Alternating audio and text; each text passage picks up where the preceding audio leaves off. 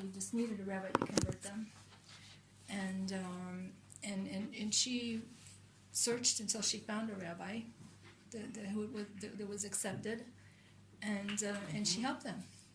She studied with them, and she studied with the ladies, and he studied with the men. They had them for Shabbos. And Baruch Hashem, there's been about 6 families that she's helped with the conversion, and have converted and remarried with their kids, and it's just a real nekama. Yeah. Baruch Hashem. You have interesting dining room table conversations. Yeah. Where do you live, Esther? I live in Karnov. Oh. Baruch Hashem. What do you girls think of all this? It's amazing. Do you speak Spanish? Coquita. Their mother taught herself Spanish. Can I take their picture? Sure. Can I publish their picture if I want to write something somewhere? No, I wouldn't do it without permission. Can you just move that bottle away?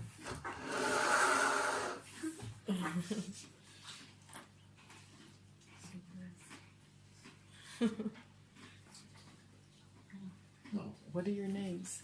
Rachel Yehudas. Yeah. Rachel Yehudas, and she's Leah Menucha. Leah Menucha and Rachel Yehudas. She's 12, no, yeah? And I'm 14. Yes, it's Leah Menucha. Who are they named for?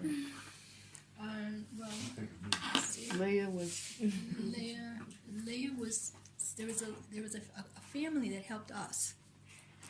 That really were mentors for us, and so his mother passed away. She was born right after that, so she was named for that lady, Leah. She was in Manchester, England, and the son lived in Muncie, and they really helped my family tremendously. They helped marry off my children, and they were big mentors for us. And Rachel Yehudas? Rachel Yehudas? Well, I think Rachel has. So there's a great grandfather that his mother was Rachel. That's what it. Or Catalonia. They kept on going back and forth, but it was really one country at one point. Mm-hmm. So there were 2 brothers.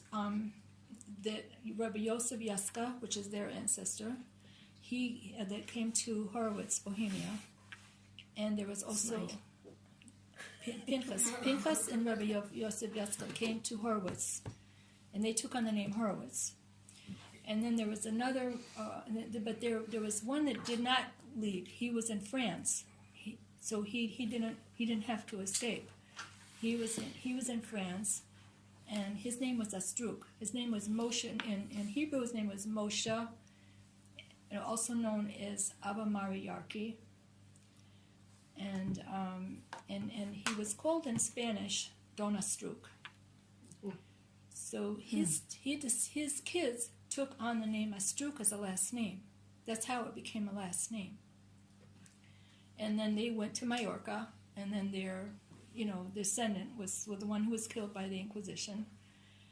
So then you have the Astrucs that came back to France in 1600, wherever they went to, wherever they escaped after he was killed, which I'm still not sure. It's hard but to they follow. came back to France in 1600, and that's as far back as I can trace my Astruc ancestors. Mm-hmm. So I think there must be a link between the 2 families. So if that's the case, then Yosef Yaska, who is their ancestor, and Astruc Alevi, if he's my ancestor, they came back. They got married. They found each other again. Wow. So has anybody heard of Gloria Mound, Olga Shalom? So she was a genealogist that helped a lot of Spanish people trace their families back, so that they either could return or come here and then convert. So I met with her 2 years ago because I wanted her help to trace my family. How do you get from France back to Spain? That's what I wanted her to do. So she said, I can't help you with that because I don't have enough information about the Huguenots and their path. But so it turned out in the course of a conversation that my great-grandmother, Emily, had a second name, which I discovered when I went online. Her name was Eulalia. Does that ring a bell with anybody? Eulalia? It's a Catalonian name. So when I told her that my great-grandmother had a second name, Eulalia, she goes, "What?" She said, "I lived in Mallorca for 3 years. I lived on the island of Ibiza. And the people there told me that their capital is Santa Eulalia. And they told me how they got the capital got to have its name. That the Mallorcan people, they invented a Saint Eulalia. They invented one. And it really was Esther Amalca. Oh my God. They wanted to be able to name their girls Esther, but they couldn't because the Inquisition would come down on their cases. So they invented a Saint Eulalia, and they would name their girls Eulalia, but it really meant Esther. So I'm going, wait a minute. So my great-grandmother, Eulalia, that Was really it means Esther Esther Malka? Malka, and she goes, The name yeah. that you took. She's sitting there just cool as a cucumber, and I'm going, wait a minute. I'm Esther Malka. It's me. Oh my gosh. This is Hashem. Wow. Marabu Ma'asaka Hashem. Smile again. I would like we will make a picture before everybody goes. We'll be outside, everybody together, for a good memory. I will send to everybody. And if you have energy still, I know that part of you have stories too. There is somebody that would like to share a resume of your personal story, or would like to say something to share with us. Maybe your travels to Portugal. Well, this journey of mine has really started since 2006, the first time I came to Israel, when I really felt that I was connected to this land, and I really felt that I belonged here. And what was interesting is that I had more than one person say to me, "Are you Jewish?" And I said, "No, I'm not Jewish, I'm Portuguese." And they said, "Oh, you're of the Sephardic Jews." So,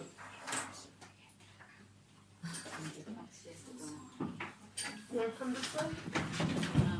Which is each color? There's one room there. I'm Portuguese. I even had the one man say, Israeli woman speak Hebrew. And I thought, what is he talking about? I'm not, no, here in Israel, when I came to Israel. And then they said, "Oh, you Sephardic Jew." And I thought, what are they talking about? Never heard about Sephardic Jews, ever. I didn't even understand. And then I started searching about, the Sephardic Jews, and then that's when I found out that there was an Inquisition. And I tried to find out from my mom, to find out something from her that she might be able to help me. And when I started researching my family, I started to understand that my surname's like De Silva. Elsie searched for me, and De Silva goes back 5,000 years to Cohen. Wow. So they changed Silva. So what I know is most of the surnames that either end in ES or EZ would be to remember, like Marques, Marques, in Portuguese is Marques. So ES would to remember Eretz, Israel, to remember the land of Israel. So that they would put that at the end of the surnames. Otherwise, most of the surnames, like you get Pereira, like one of you said something, about Pereira. Now Pereira is a tree, it's a pear tree, and most of the conversos, they would have changed their surnames to trees. So most of the surnames, so you would get Oliveira, like an olive tree, you get Pereira, which is a pear tree, Laranjeira, which is an orange tree. So most of those names, most of those surnames would have been the converted, the ones that would have converted. And Silva, De Silva, which is what my father's, my maiden name was De Silva. Silva comes from Silv, which is also a tree. But when we trace back De Silva, it goes back to Cohen. that would have been changed. And then my mother being Marquez. And so this started a journey for me, and I really then realized that there was something that, a heritage that I have lost. And every time I would be here, and look, the Portuguese people still today, they very much, you marry within your culture. You know, my husband, we Portuguese, we had to marry. I had to be a good girl that was married to a Portuguese boy, and we had our culture that would stay together exactly like the Jews. And so I started a journey on being able to research my ancestry, and then I started to ask my mother.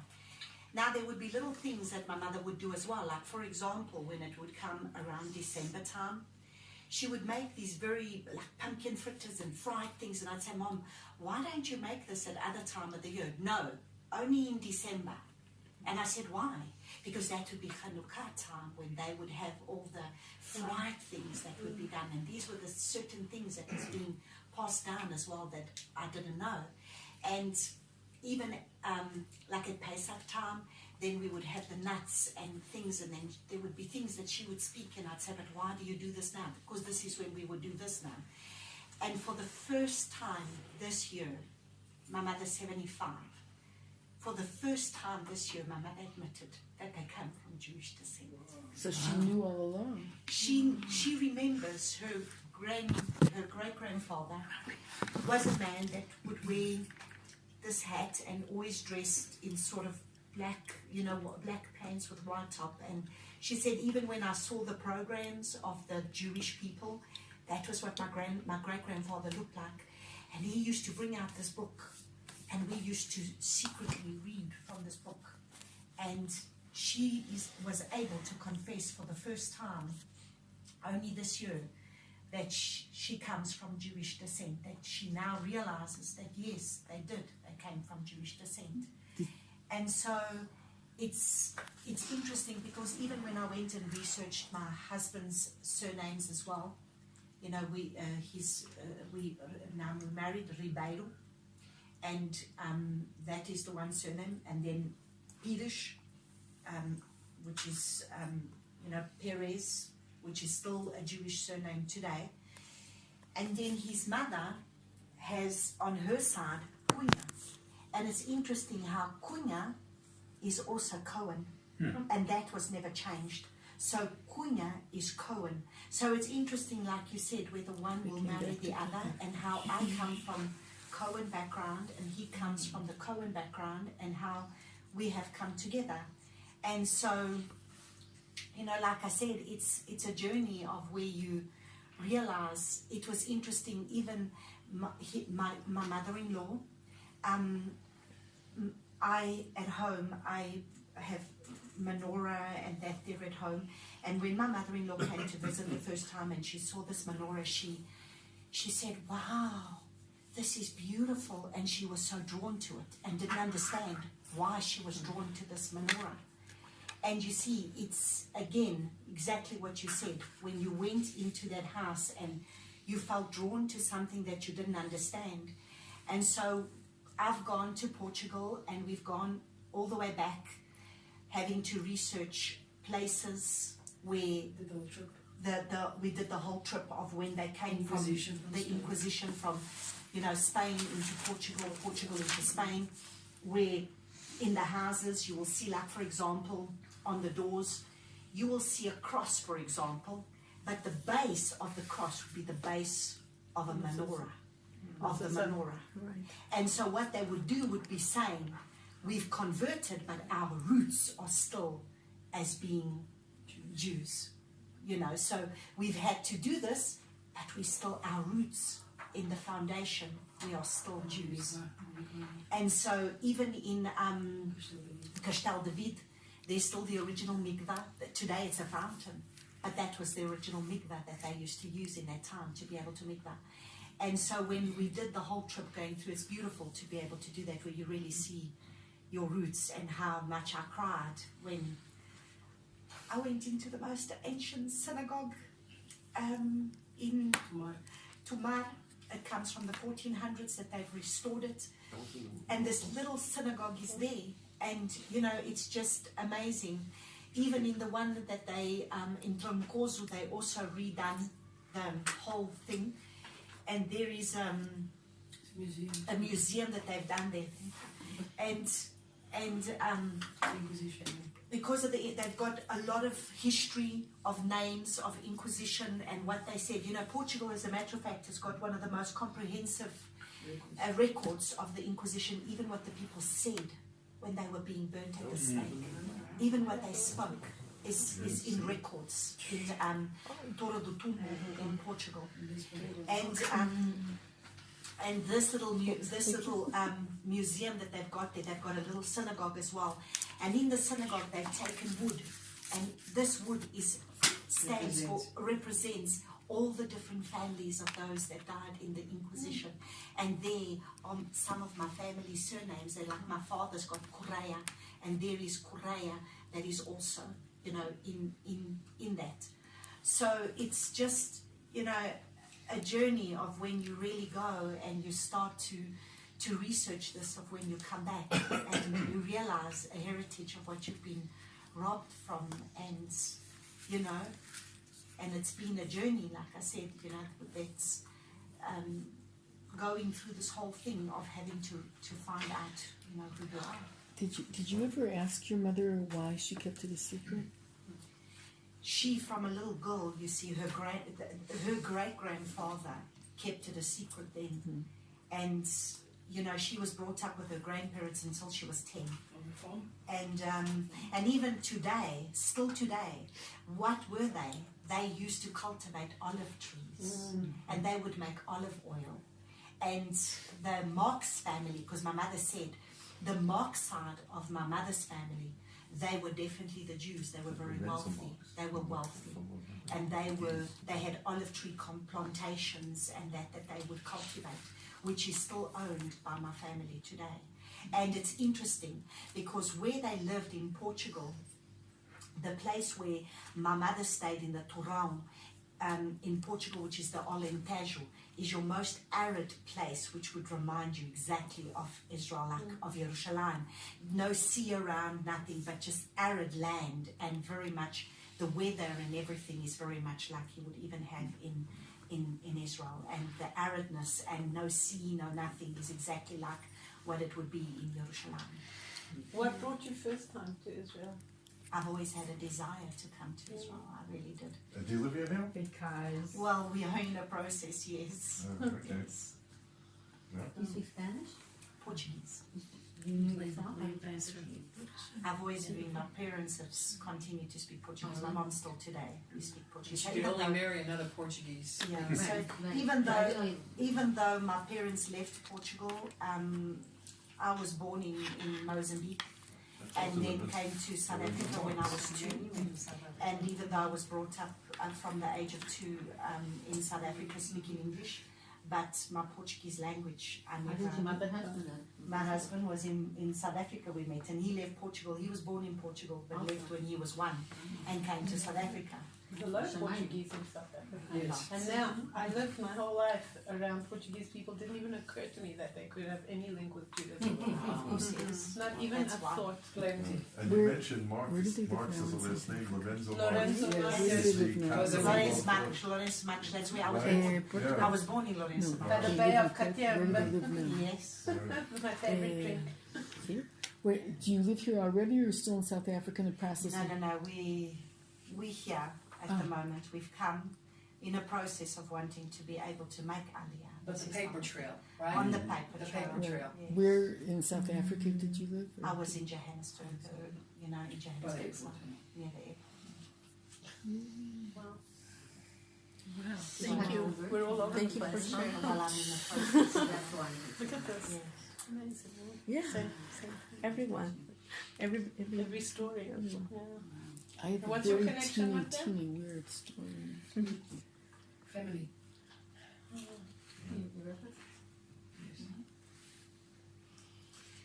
Yeah, so that's why it's exciting to hear your story. It Well, it's really, exciting to hear your story because, like, my story is a story of being completely cut off. from all of that, and you have a continuation. You can look back and you can trace it. You know what I mean? You could trace it physically. Yes. You could So trace it one good thing about it is a terrible thing for us in the sense of when we've got to make documents, we've got all these long names, you know, like my name's Natalia Rosa Marchvernie Correa da Silva, you know, it's like a whole name.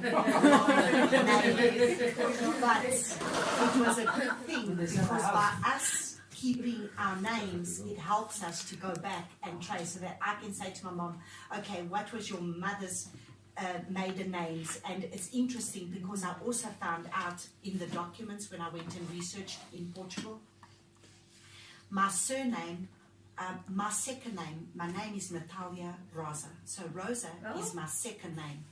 But Rosa, incidentally, I was named after my gran. My gran's name was Natalia Rosa. But incidentally, Rosa was not her second name. Rosa was her surname. And now I have found that even in Auschwitz there was a Rosa, a person who died, whose surname was Rosa, and that was part of the Sephardic Jews. And Rosa, again, it's a rose. It's it's a flower, or a tree, or a flower. So that's why that Rosa was my grandmother's maiden surname. But my father named me after my gran, Natalia Rosa, with Rosa being my second name. But that was not her name. It was actually a surname. It was her maiden surname was Rosa. He put it right in there so it could never go away. So it couldn't go away. Amazing. So that now I could go back and trace it again, Rosa being a surname. And then last year we went to Greece and we traced the Jewish heritage in Greece, which was also very amazing because Thessalonica in Greece was known as mini Israel. With all the people, because from Portugal. From Portugal they came to Thessalonica. And then from Thessalonica they went to Holland and all those places. And the same as Morocco. with the same as in Istanbul. Yes. One of the biggest synagogues, there's a Sephardic synagogue, a Portuguese synagogue, and they still speak a Latino language in Istanbul because a lot of the Portuguese went there. And in Holland, it's still one of the biggest synagogues in Holland is the Portuguese synagogue that is there because of them coming from But are you Portugal. saying they went via Greece to Amsterdam? They went via Greece because from Greece they went to Amsterdam, they went to Morocco, and they went to Istanbul from there. And obviously from there again to the rest of the nations. So it's just interesting how, and it's interesting because South Africa is made up of so many different nations where we would come from all different places, and sometimes, it's like a rainbow nation, but we also came, it's almost like Hashem keeps a remnant. He's got a remnant. He's always had a remnant. Even in the Inquisition, there was a remnant that came out. Even in the Holocaust, there was a remnant. He will always have a remnant that may be able to be a fruit that can carry on the heritage, like you being here after 500 years. You are here to be able to say, well, Ferdinand, Isabel, you are not able to destroy my heritage. The same as me being here and all of us being here, we are part of a heritage of where, it's only now really when you come back, you go through so many things, and it's almost like you feeling what your ancestors had to go through in when they were coming back. It's like you go through these emotions almost sometimes, and I think, why am I feeling like this? I don't understand. And then you realize you carry this DNA within you. Yes. And this DNA, it's there. And sometimes, like when I was in Lisbon, they've got a beautiful David Star by the Rocio, which they put in memory of the Jews that were burned at the stake there in Portugal. And there is a huge, they definitely have acknowledged what they've done, and there's been a teshuvah that has taken place where they repented for what they have done. And, when you stand there, it's amazing because it's almost like you can feel what they've gone through. And isn't that at the end of the day about dry bones that need to come back You know, the dry bones that is spoken by the prophet Ezekiel, that he speaks about, dry bones that need to come back. And this is part of these dry bones. We are part of those dry bones that need to come back.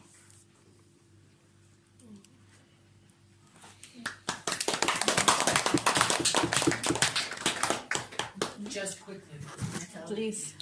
so from as a very small age, I would demand to my parents, we must say a blessing before we eat. There has to be a prayer before we go to sleep. Something, you know. So this started my search when I was small, and my father was in the Air Force, and my mother refused to go to church. She said it's a bunch of hypocrites. But I was like, at 12, I wanted to know truth. I wanted to know, who was God, and so they sent me to the Air Force Base church. And the end of the course, you could join a church of your choice. This was truth. So I kept searching, and when I finished university, I was employed in Dallas, and I was in the Reagan campaign. President and a good friend that worked with me there was also Jewish. Started inviting me also. Here I'm saying also. But yeah, so she started inviting me to her home, and then rabbi's classes, and then we started coming to Israel. And she decided, she and her husband, they would make Aliyah. And I said, I was thinking about it as well, but I didn't know that I was Jewish yet. So I started going to shul for 6 years, and then they were going to make Aliyah, and so she said, why don't you help us? I said, okay, I'll help you. So they always called me her niece. And so the Jewish agency picked us up at the airport, took us to the Carmel Absorption Center. They were registered for Aliyah. And I just went in their room, but I was like, I'm not staying in Carmel. No. So I came to Yerushalayim. And meanwhile, on a trip before, I had said, God, people are saying maybe I should convert. I said, well, I really need a sign. I need a sign if I really should do this. This is major. So I was walking down Chabad Street, and there was a film going on talking about the Mashiach, and so I told the rabbi there, I said, I'm thinking. He says, I'll put you in touch with this rabbi, and he said, I'll see you tomorrow. I said, well, I just got off the airplane, wait. And I went down to the hotel with this other woman. She says, yes, you must convert now. And I'm like, whoa. I need a sign. So I go back to Dallas, and I'm thinking, no, I really don't want to do it in Dallas.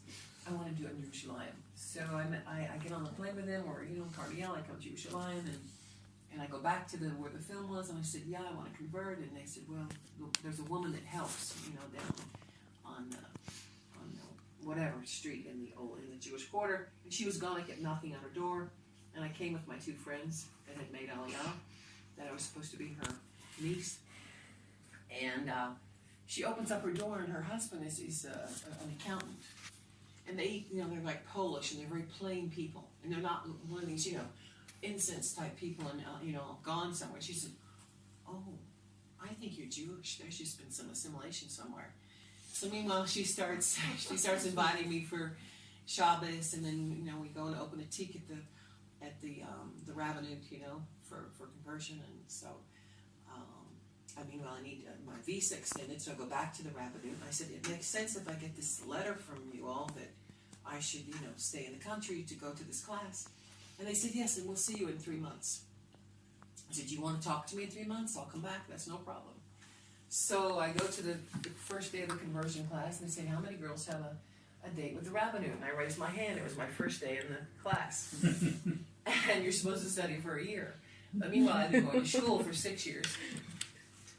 So I start looking for work, and of course, I was a career woman in America, and the only job I could find was through this class. This rabbi's wife needed help with her 9 children and her 10 children in the Gan, all that, and that's the only job I could find, and cleaning the whole house and the Gan and taking care of all those kids. That was it. So I took it, and it turned out her husband was a very big rabbi, and so I went to my first appointment at the Beit Din. And they said, go back home and learn your blessings and come back in 3 months. So as we were walking with this whole family to the Erev Rosh Hashanah to shul, one of the Dayanim, was walking past and said, Hag Sameach to the rabbi. And he'd written me a letter of recommendation. And the rabbi, they greeted each other. And I said, you know him? Yeah, we daven together every morning. and he'd just written a letter to that, and it was just crazy. So I continued to study, and the Dallas rabbi sent a letter, and I went to the Beit Din, and it was around Hanukkah time, and he immediately said, he accepted me, and I just burst out crying. And my friend, so I went to the mikveh, it was done, and then my friend across the street said, "Come on, you're coming with me." I said, "Okay." So we went to the Diaspora Museum in Tel Aviv, and we looked up all these names. My grandmother's name, and I had no clue what it meant, was Baranes. My mom's mom was Baranes. And Wit, and Wolf, and she said, "I knew it." On both sides here, they've come back. They escaped Luther from Germany and came to Switzerland, and had to escape Spain, with Baranes, son of the forced conversos. I had no clue what that name meant till 2 years ago. I'm sitting in Baca in the Grand Cafe, and this very distinguished gentleman sitting next to me with all these papers, and I thought, I gotta find out what this man does. He's so interesting looking. And he had made Aliyah from Spain some 50 years ago, and he was the head of the World Zionist, whatever it's called, for the Sephardic Jews, and he teaches law, at the university. And I said, "Yeah, my grandma's name is Baranes." And he said, "Do you know what that means?" I said, "No." And he said, "It means son of the forced conversos." Wow. So I go home, from Portugal. I knew it was from Portugal, and okay. So I go home and I tell her, and I'm just blabbering, I'm telling her this whole story. And as soon as I said the name, I just wailed like a baby. It's like the DNA inside of you just was screaming out somehow. And as she's talking, I'm sitting here crying too. It's like our whole heritage was just like shut up for 500 years. And how many others are there? How many others are there? And to make Aliyah, when they finally say, "Yeah, we're Jews," then, we've got this whole thing with the Jewish Agency and the Interior Ministry. Papers. We want your papers. Yeah. And they were forced to convert once. Yep. And now they wanted to convert again. Yeah. Us, not they, us. So anyway, that's the story. And I have a daughter. She loves being in Spain. Wow. She loves being in Spain. When she was in America and had gone with, this sort of really toasty Ashkenazi lady, she didn't get along with her at all. But she gets along with the Sephardi. And she looks funny. Yeah. She looks like a real She's studying law, so she'll present our cases. Amazing. Yeah. Amazing. And there's so many Really more. impressive. There's so many more. And people may have no idea, like you had no idea, I until had no suddenly it's the time. Yeah. Just something comes through. Mashiach is coming. Yeah, I'm telling the you. prophecy Can't shut it is up. coming through. No, you can't. You know what is going to come to surface sooner or later. You know what Hashem now has his appointed time. We don't always understand. It's true what Moshe in the Old City always says. He always says nobody comes to the land of Israel unless Hashem calls them. And The it's guy true. with the gift shop in the Jewish quarter, the two Canadian brothers. Yeah. Oh, that one. It's true, when you come here, it's like it just speaks to you. And you never know who has the scope to come. You just never know. Such a You privilege. wouldn't expect it to be It you. is, Something exactly. You wouldn't expect it. You would never know. You know, my family, my brothers at this point in time, they think I'm a little bit crazy now. You know, what am I doing? You know, why am I pursuing this? And it was so interesting because they wanted nothing to do with Israel, but my oldest brother was doing business and he had to come to Israel for 2 days. He had to come for business. And he came, and on the plane, they kept speaking to him in Hebrew. He And looks he like a said, real- "I am not Jewish." They kept speaking to him in Hebrew. And I said, "Well, there's a sign, because you're one of them." Nonsense. I told them straight, "I'm not Jewish. Do not speak to me in Hebrew." And they kept speaking to him in Hebrew.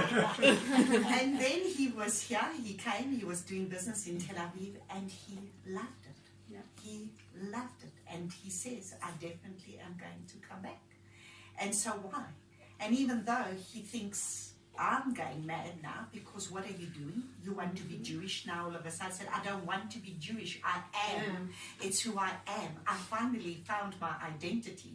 I am not really Portuguese. I am not, in my blood, I have Italian, I have Spanish, I have Portuguese. But the origin is is I'm a Hebrew. I'm Jewish. You know, I come He from so Jewish descent. belongs to here. Yes. Oh, that's right. Family is to come home. You know, I remember when the 1 year I was here for the celebration of, it was for Israel, the celebration of Independence Day? Yes, Independence Day. And I was outside